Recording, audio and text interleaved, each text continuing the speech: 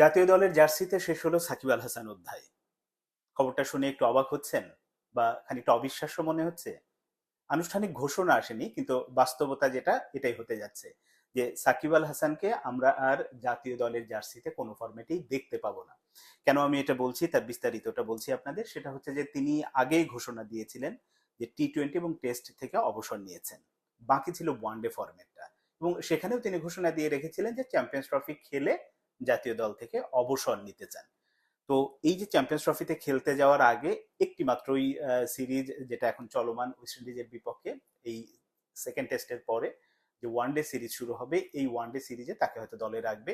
এবং তিনিও তেমনটা ইঙ্গিত দিয়েছিলেন। চারপাশে যেটা কথাবার্তা শোনা যাচ্ছিল যে সাকিব ওয়েস্ট ইন্ডিজের বিপক্ষে ওয়ানডে সিরিজে থাকবেন।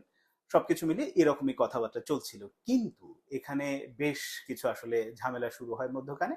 সেটা হচ্ছে যে সাকিব আল হাসান এই সিরিজের দলে থাকার জন্য বা দলে তাকে যদি রাখা হয়, সেই ব্যাপারে বেশ কিছু শর্ত জুড়ে দিয়েছিল বিসিবির সামনে।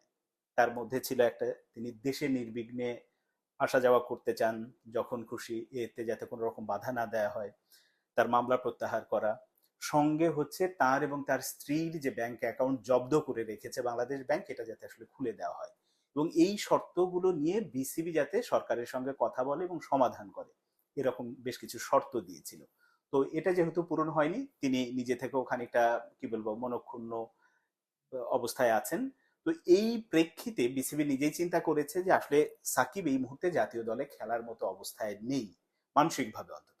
এই কারণে বিসিবির পক্ষ থেকে নির্বাচকদের এক ধরনের মেসেজ দেওয়া হয়েছিল তাকে যেন এই সিরিজে, মানে ওয়েস্ট ইন্ডিজের বিপক্ষে ওয়ানডে সিরিজে না রাখা হয়।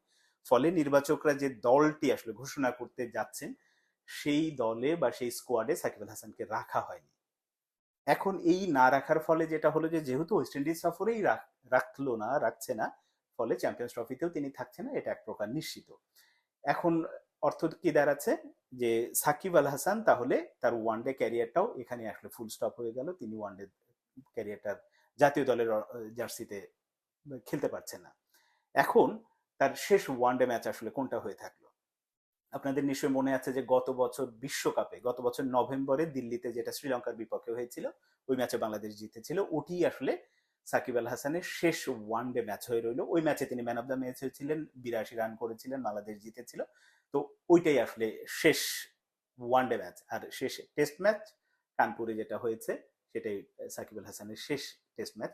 অনেকে হয়তো বলতে পারেন যে সাকিব আল হাসান ফাইটার, দীর্ঘ সময় পরে হলেও আসলে তিনি দলে ফিরবেন, এরকমটা। কিন্তু একেবারে বাস্তবতা যেটা, যতই আবেগ দিয়ে আমরা কথা বলি, যত কিছু নিয়ে কথা বলি, কিন্তু সেটা আসলে সম্ভব না। কারণ এই অবস্থার পরিবর্তন যে রাতারাতি চেঞ্জ হয়ে যাবে তাও না। ফলে এই অবস্থা যদি কন্টিনিউ আরো 3-4 বছর থাকে, বা এই সরকার বলি, এই পরিবর্তিত পরিস্থিতি, মানে তার পক্ষের লোকজন যদি আসলে মানে সরকার গঠন না করে বা ক্ষমতায় না আসে, তাহলে কিন্তু তার আসলে ভাগ্য খুলছে না। ফলে সাকিবের মানে ইন্টারন্যাশনাল যে ক্যারিয়ার, ওয়ান ডে, টেস্ট এবং টি-20 সব কিছুতে এক ধরনের ফুল স্টপ পড়ে গেল, শেষ হয়ে গেল।